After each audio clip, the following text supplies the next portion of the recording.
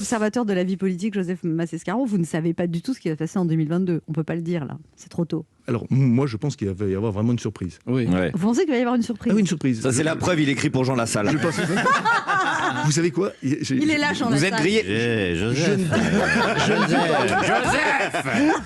va m'écrire un discours, je te paye en carotte.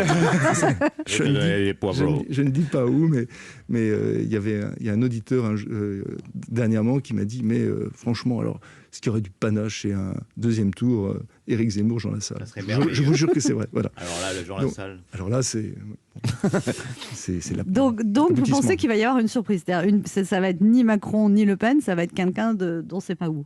Qu'on ne connaît pas. C'est aussi, enfin, c'est quand même l'élément qui est peut-être probable.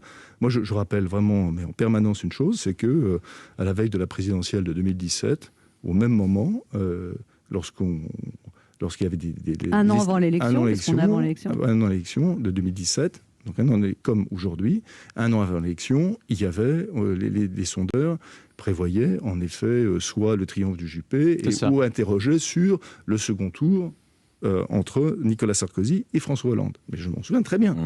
Moi, j'ai pas une mémoire de poisson rouge. Je m'en souviens très bien. Ils ont eu du pif encore sur ce coup-là. Et ils ont eu encore du pif sur ce coup-là. Et à l'époque, je me souviens aussi qu'une immense majorité de Français ne voulaient pas de ce face-à-face. Voilà.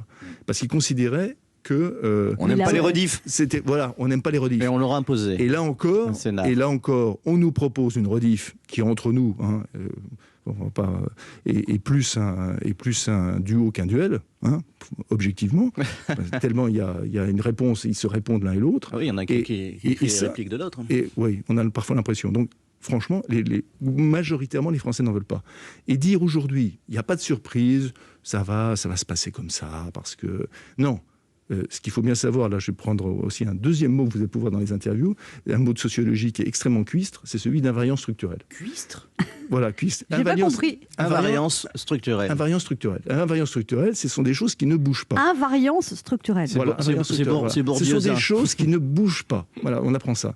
Et donc, ça ne bouge pas. Et donc, pendant très longtemps, on a cru en politique, en France, que les choses n'allaient pas bouger. C'est-à-dire qu'il y avait la droite, qu'il y avait la gauche, qu'un département allait toujours voter de la même manière, etc. etc. Bon, aujourd'hui, on voit que tout est possible. Bien sûr que tout est possible. Et c'est au contraire... Alors, la surprise du chef, parce que c'est pas tout. Faites-nous une liste des surprises possibles. Vous avez dû déjà y réfléchir. On a un message de Francis Lalanne qui n'arrive pas à vous joindre.